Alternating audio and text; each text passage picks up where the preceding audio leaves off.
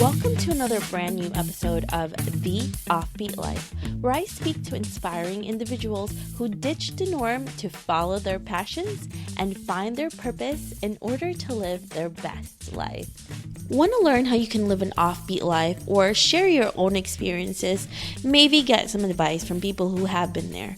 Then join our Facebook group, The Offbeat Life. Again, that's The Offbeat Life. I'll see you there. Today I am talking to Evie Farrell, a single mom of daughter Emmie and creator of Mumpack Travel. For over 20 years, Evie lived a conventional life until the death of a close friend allowed her to reevaluate her life and how she's been spending it with her daughter Emmie. Evie realized that she'd rather provide her daughter with amazing experience in her early years than give Emmie material things but cost her time away from her daughter. Evie decided to take Emmie out of school to travel the world and have never looked back. They have traveled for over 17 months until returning to Australia recently to earn more money so they can travel again. Evie and Emmie's journey is so special because they have really allowed us to realize how it can be accessible to provide this unconventional and experience-rich education for a child. I hope you enjoy this beautiful conversation with Evie as much as I have. Hi, Evie. Thank you so much for joining us today and for sharing your incredible offbeat lifestyle with us. Can you fill in the gaps of your story and why you live an offbeat life? Of course. My daughter Emily and I have been traveling now for about 15 months, and we've been traveling around Asia. We're from Sydney, Australia. So it was probably almost 2 years ago now that I realized that I wasn't really spending any time with Em. I was working, as most of us do, and spending most of my time at work and not much time with Emily. And unfortunately, for many of us, that's how things are now. We need to earn money to live, and it ends up taking us away from our family and where we'd rather be. After one of my very close friends passed away, and she had 2 small children, I realized that, if that had been me, I would not have known my daughter and she wouldn't have known me. So I felt that I needed to do something, really drastic, I guess, to be able to spend time with Emily, because I couldn't afford to do it and live in Sydney because it's just so expensive to live there. So the option for me was to use my savings that I'd been, putting away so that I could renovate the kitchen, because I was kind of in that zone of wanting to do things to make my life prettier and focused on material things. And I took that money and I quit my job and we rented out our house. And, we left Sydney in February 2016. Wow, that is a really huge transition. I mean, for you, obviously, and for anyone, and losing a friend can be a huge factor to that, and it really makes you think about what your life is like. Absolutely. I think when you lose a friend and someone, or anyone who's, a big part of your life and someone who you love and admire, it is, apart from being heartbreaking, it's a big wake-up call, because I think we generally live thinking that bad things aren't going to happen. Well, I did anyway. So I guess for me it was just a realization that every moment is precious, and also a realization that I'd fallen into a routine that I'd been doing for the last, I suppose 20 years. I've always traveled. In fact, it was 20 years ago this month that I left on my first backpacking trip with my best friend, and we backpacked around Asia and all through the Middle East. And since then, I'd still traveled and I've done really big trips, but at the same time I was in the corporate world. So I was spending most of my time working or getting to and from work. So the wake up for me was that life doesn't have to be like that. And I really needed to pull myself together and spend more time with the one thing that was the most valuable to me, which was my daughter. I am not a parent myself, but I work with children and I work with parents who work, and it's really difficult for you because you are doing something to make a living and you both need it and your children need it, but it's also really difficult because you want to spend that time with them. I mean, that's a really incredible thing that you did, was to take that huge leap and finally do that. And I think you're very right about working parents as well, because it's so weird that what we do to make sure our kids have a great life actually takes us away from them and what they would love, which is us by their side. So I think all, working parents are in this predicament to a degree. Obviously, it's not just us. I think we all face very, very similar struggles, and we're very fortunate to be able to make a huge change like this. And I don't have the answers for people, but I think for us it's certainly been very life changing, and we're very fortunate that we were able to take this time. I think a lot of people, if they're not able to feel that loss from something really huge, there's so much fear that comes from it. But like you said, you really have to look at your life and just see what you're doing and if it's making sense and it's what you really want to do. Yes, like I absolutely did. And I think it's really hard because we're not brought up to leave our life, our traditional life at home and go traveling. That's never given to us as an option. I know for me, what was presented to me is, the same as my parents and as my peers and everyone around me, which is to go to school, go to university, and get a job, and then work in the corporate world and move up the ladder and get married and get a mortgage and have a child. And that's the way that it is. And it's not wrong by any means. And it suits a lot of people. But I think in many instances, it's something that we don't really think about critically. And by critically, I mean we don't really think about other ways to do things, other ways that are going to make us happy and satisfied, because that's certainly not the only way. But I think that's what makes it difficult to make a change, because we're not conditioned to think that we can break out of that. And I know there's a lot of people who do, but I think for most of us, and I include myself, I didn't really think until this big thing happened in my life.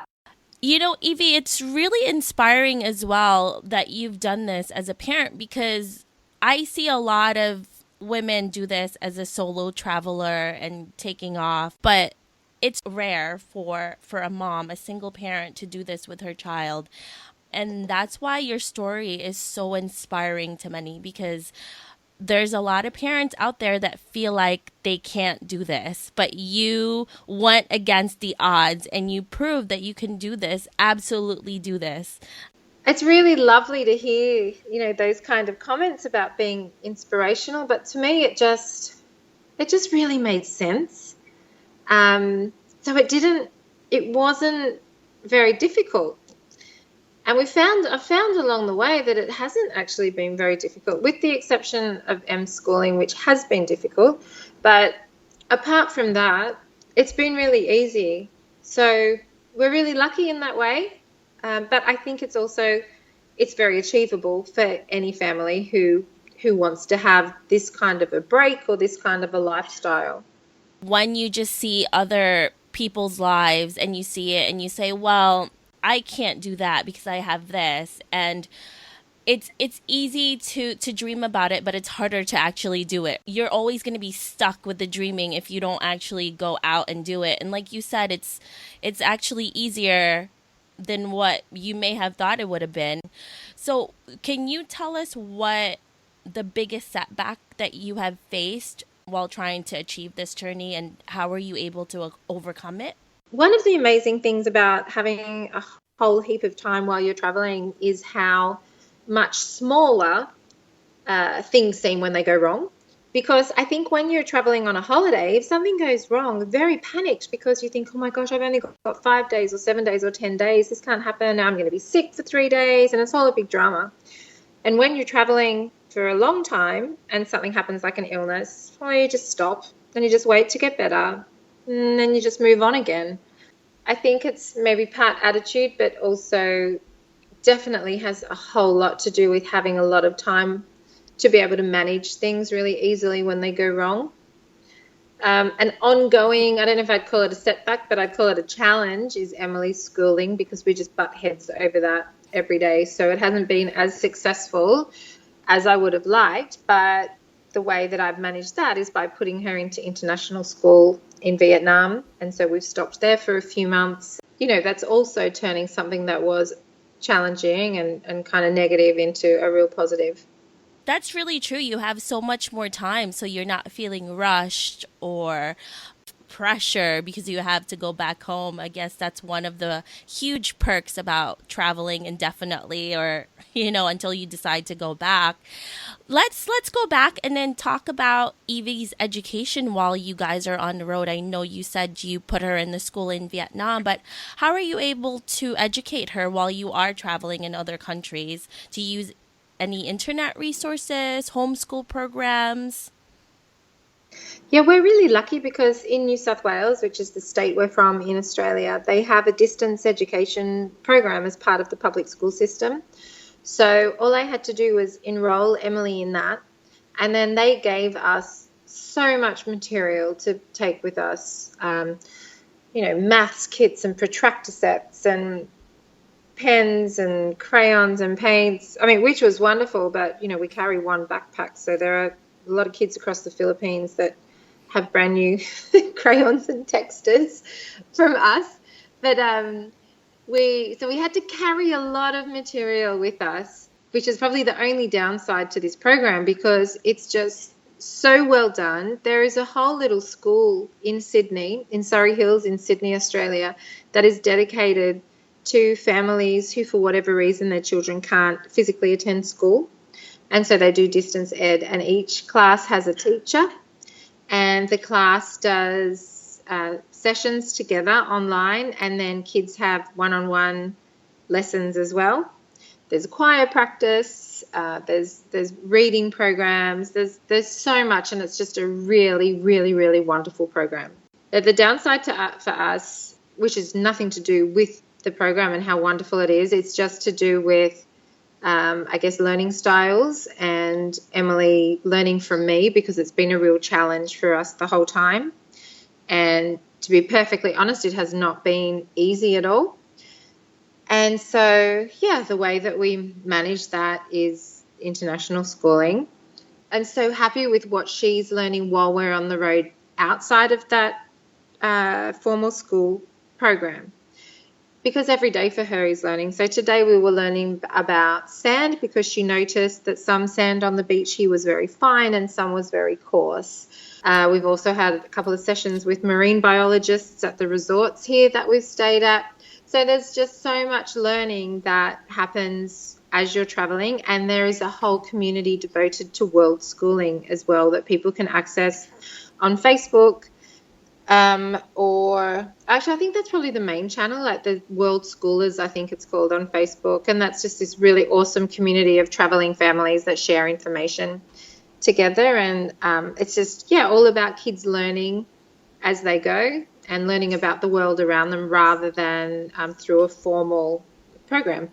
I'm an educator myself, and I really believe in that because you can only learn so much from books. It's so much better when your child actually feels and touches and experiences all of these things in person. Sometimes you do get bored reading the books, but I think it's not as easy to get bored when you're snorkeling and seeing the fish in front of you and touching them and feeling sand in your hand, and you're actually there by the water.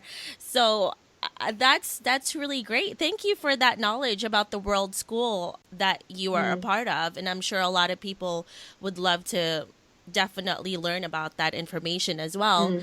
Let's also talk about how this affected Em too, because it's completely different from the way you lived your life in Australia and then going to Southeast Asia, and just social consciousness and her learning that there's different ways of people living, because that's another thing that you're teaching her as well. And I really believe that when you travel, you learn how to be more accepting of different cultures. What I really love about this experience is that Em really just sees differences as being very normal. And I think, that's the real beauty of children, is until they learn that being different is, potentially wrong or negative, they are just very open and accepting.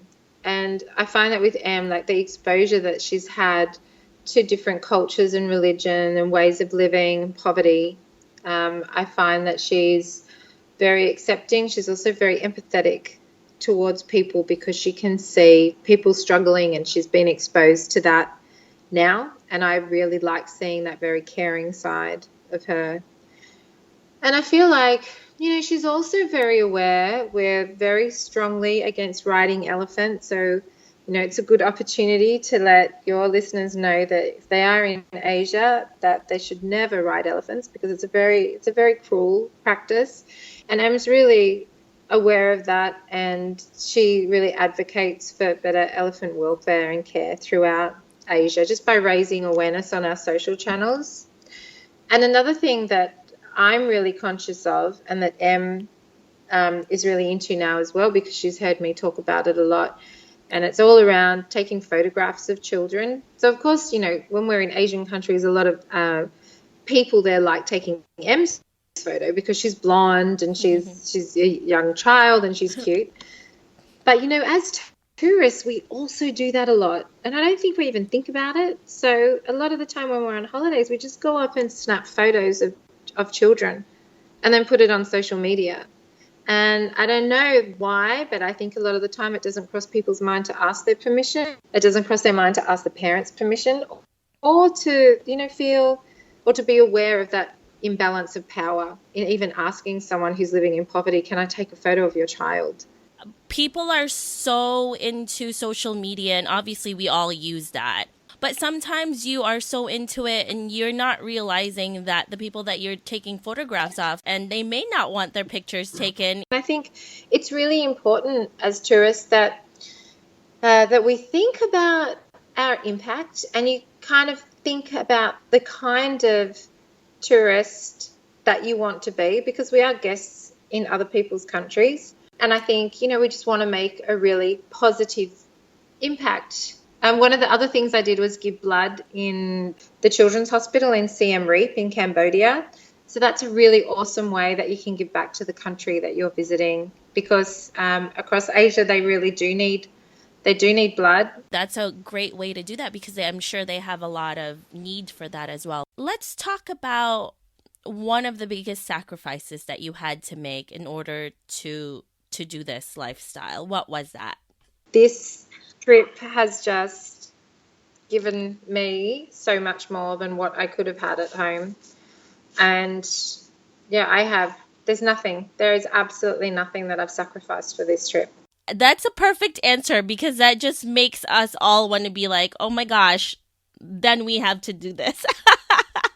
We have to take that leap. Look, let me tell you, like when I was leaving, honestly, my family was so supportive. My friends were all really supportive. Some people would say things like, well, what will you do if you can't get a job when you come back? Or what if you can't, what if you can't rent your house while you're away? And there'll be like many concerns that are so far into the future. You can't solve those. You don't know what's going to happen in your life. I don't know what's going to happen in my life. And I think people can get stuck on focusing on these what ifs. What if we go away and then I come back and I can't get a job? Well, you don't know what's going to happen. So don't let some concern far off in the future stop you from doing something that's going to be so beneficial to your life right now. And I think once you can get out of that mindset, then there really aren't any roadblocks. If you've got your finances in order and you can afford it, and you can, you choose how you're going to educate your children and all that kind of stuff, there shouldn't be any blocks for you.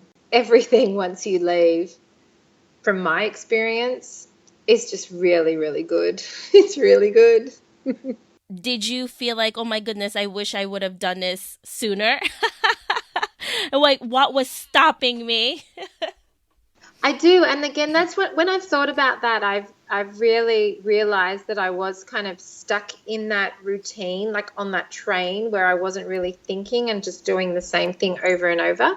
But I mean, I'm lucky because I've been working for 20 years now before I decided to go. So financially, I was in a position where I can make it happen. So yeah, of course, I wish that way, way back in my life, I'd realized that I didn't have to go down a corporate path. There's opportunities to do anything. And I guess that's really the real message, is that we don't have to follow a certain path. If there's something that you're passionate about, just take the chance and do it, because that's what I've done. And it's really been the best decision that I've ever made. For a lot of people who think that way as well, like, I wish I would have done this. Well, you have the time to do it now. You don't want to go 20 years from now or 10 years from now, 5 years from now and say, I wish I would have done it then, because your present is when you can do something about it. Yeah, absolutely. Absolutely. Now, I know you guys don't usually have a routine, but can you tell us what an average day for the both of you looks like? I wake up really early, and she's usually snoozing. We're most often in warm places, so we'll get up and we'll have a swim, usually at the beach, or if we're lucky enough to be staying somewhere that has a swimming pool. But then we have breakfast, and we're generally, like, I have to teach myself to not do something, because especially when it's a really good day weather-wise, hang out at one of the small cafes on the beach, do some schoolwork, I do some work, and we'd go somewhere for lunch, and then probably the same thing in the afternoon. Your daily routine sounds incredible, Evie. I know. And when I repeat it, I'm like, what? Really? Is that what we do? Because it's so opposite to what we used to do. But you know what? It is pretty cruisy. You can make your life like this. And that's the thing. I think it's crazy that probably 18, 19 months ago, I was like on the train for work at 6:45 in the morning, and I would sit on the train for an hour and 20 minutes, and I'd go and sit at my desk for however long, 10 hours probably, and then I would get back on the train and I'd sit for another hour and 20 minutes, and I'd go home and I'd have a few minutes with Em, and then I'd eat dinner and go to bed, and I'd get up and do it all over again. And so many people do it, and people do it, more hours than I do. And I think if you're fortunate enough to be in a position where you can change that, and if that's something you want to do, obviously, then you really should. Because one of the other things is we see a lot of people who, because of poverty, don't have the opportunity to do the kind of things that we do. And we're really mindful of that we're really fortunate. I think if you have the opportunity to make something more of your life, if you want to see more of the world, if you want to expose your kids to different cultures and religion and show them what's out there, then I think, you kind of have an obligation to do that, because there are so many people in the world who can't. They just can't. They can't do that. They don't have the opportunity. And if you do, then, take it. That's a really great reminder for everybody, because you're right. Not a lot of people can do what we can do, and we're so privileged that we are having this opportunity, so we should take advantage of it. There's so many people that would like to do it, but it's just not doable. Let's talk about money, because money is one of the biggest hurdles when you're trying to achieve this kind of lifestyle, and that's really a lot of people's fears. How were you able to fund your travels, and how do you continue to create income while you're traveling abroad? So I funded probably the first 12 months or close to it with savings that I had. So I was going to put a new kitchen into our house, and that's really expensive. Like renovations in America, I know, I've seen the TV shows, like, you guys, it's so cheap over there. In Australia, it costs around $30,000 to put in a reasonable kitchen. So I had a lot saved. Yeah, it's crazy. Bathrooms are about 20 at least. So I had a lot of money saved for that. And I think by the time I left, I had about 24, because I quit to pack up the house, and then I tidied up some things around the house in the backyard and paid for storage and all that kind of stuff. So I had that money. And then I also rent our house out, and our mortgage is very small there. So I get income from rent as well. And that's pretty good. That's a couple of $1,000s a month. So I have that. So that kept me going for quite some time. And I think I'm in deficit now. So I've gone into like a little bit of extra money that I have that I shouldn't have. But lately I've been able to start earning a bit of money just through writing guest like stories in magazines and doing some sponsored posts on my blog, so some advertising, and also doing that on Instagram as well. So I get a little bit of money that way, but it all kind of adds up. And Asia is very cheap to live. So in Vietnam, we could live for about $50, $60 a day. You know, people ask, like, how much can you live on in certain countries? But I think the question that you need to ask yourself first is, what am I comfortable, what level am I comfortable living at? Like, are you comfortable staying in hostels? Are you comfortable staying in guest houses? Like, what kind of accommodation do you want, and will you be okay with living in? And then again, like about the food, can you eat street food? Because if you can, it will cost you a couple of dollars a day to eat. But if that's not your thing and you want to eat in restaurants, then it's going to cost you a little bit more. And are you okay jumping on local buses? Because again, that's another couple of dollars. Like, it's so cheap in Sri Lanka to travel in buses. But if you want to hire a car or get a taxi, it's really, really expensive. So you need to work out how you're going to travel, and then you need to start investigating how much it costs. It's all about your comfort level, right? Anything is doable if you allow yourself to do something maybe out of your comfort zone that you may not have done when you were home. It's really beautiful how you're also able to earn the income from your real estate and then now from your travels. So not only are you enjoying it, but you're also earning money, a little bit of money from it. I think, you know, a lot of people earn a lot of money off social media. For me, though, I don't want to spend more time than I already do on the computer or on the phone, because that's not why Em and I are traveling. And that's, you know, that can be a hard balance to get right, because I love Instagram. I could like sit on there for hours. I just love it. But I think, oh my gosh, look where I am. Get off the phone. You know, these days a lot of people can do their job remotely, so that could possibly be an option for people as well. And then there's things like a friend of ours, Karina, in Vietnam.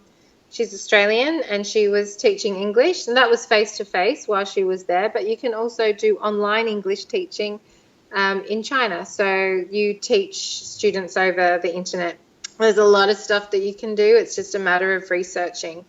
And so potentially there's ways that you can fund your trip or earn money while you're on the road. There's so many different ways of doing it, and for a lot of people that is the biggest hurdle, but if you just do the legwork and do the research, you'll find ways to do it. And again, it's about your comfort level. Yeah, absolutely. And like, there's so many ways that you can save money, and it's all about priorities. So it is perhaps just rejigging your priorities around what's important to you and not buying the things that you think you need. Because I tell you, when I packed up our house, I had thousands of dollars of stuff that I'd bought that Emily and I absolutely had to have, that we'd never used or was still in the packets.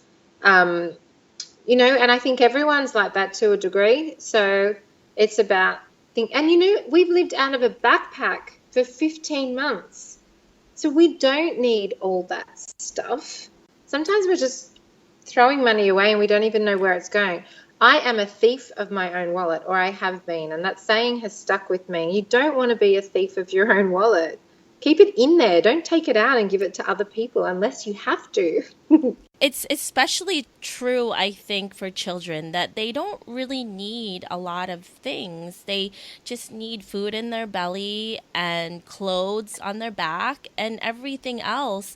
I think it's us as adults that we really want to give them everything, but really it's the experience and the time they spent with you as parents that's the most valuable to them, and that's what they're really going to remember the most, is what you did together. So now many people have heard your story and you've been in the media, and a lot are amazed of what you've been able to accomplish and done with your daughter in the last 15 months.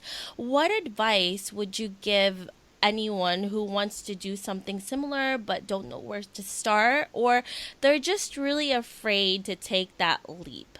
My immediate reaction is to say, just do it. What actually is stopping you? Like, just do it. And I think that, if people do let go of those fears and just give traveling a shot, if they are really passionate about it and they want to do it, yeah, do it.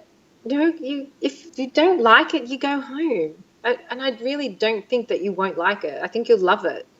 But I understand that people may want to take it slow. So my advice is to just really save and look into where you want to go and work out a budget and how long you want to be away for, and just start doing some planning, because every step you take with planning is a step closer to actually going on your adventure. But maybe set yourself a deadline so you don't end up planning for the next 10 years. In my experience, it has just been the best thing I've ever done. It's been the best thing for Emily. It's been the best thing for us. And I wouldn't change it. And it does still feel like I'm living a dream, because it really is that great. It really is.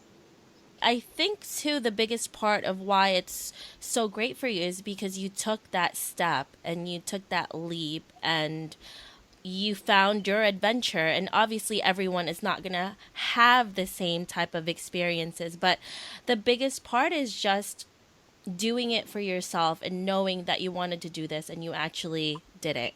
Whatever it is, whether it's traveling or doing something completely different as a job and completely new career, it's just, just doing something that you've wanted to do and not stopping yourself, because we are our worst critic and enemy in a lot of ways, Yeah. Yeah, absolutely. Yeah, I think I was just really lucky with, I guess, timing, and that finding something that I before we left, I was having a conversation with my friend, and she said, traveling does make you happy, and it does. It makes me so happy, and being with Em makes me happy. So I've kind of combined all the things that are best in my life, and that's why it is probably so good. I'm not saying that there aren't challenging times, because there are, of course. There are definitely challenging times, but over and above those challenges, yeah, it is really, really fabulous. You are living your dream, and that's why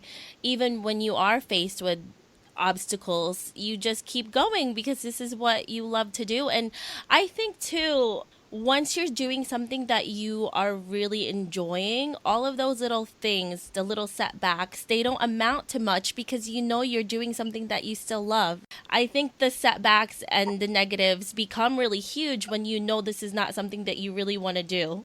I think you're so right. Yeah, absolutely. Right now, Evie, if our listeners want to know more about your journey with Emmie, where can they find you? Yes, so we're on Facebook and Instagram, and the name is Mumpack Travel, and that's mum with an MUMPACK, Mumpack Travel.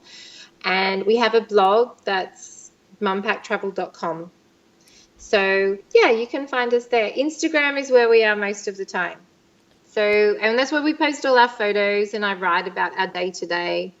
I write about the good, I write about the bad, I write about, everything that's going on. So, yeah, that's where you'll find us. Thank you so much, Evie, for joining me and for sharing all of this beautiful information with our listeners. And we can't wait to see more from you and Emmie. It was my pleasure. Thank you so much for having me, Debbie. It was great to talk to you. I hope you enjoyed this episode with Evie. Make sure to check out theoffbeatlife.com for killer resources and so much more. Again, that's theoffbeatlife.com. One of the best things about having an offbeat life for me is being able to travel anywhere in the world and doing what I love. But like most people, we are always so busy that we cannot go through all of these different sites to compare all of the prices. But guess what? Skyscanner will do that for you. Now, if you visit offbeatflight.com, again, that's offbeatflight, FLIGHT.com, you can find all of these deals in one spot with Skyscanner.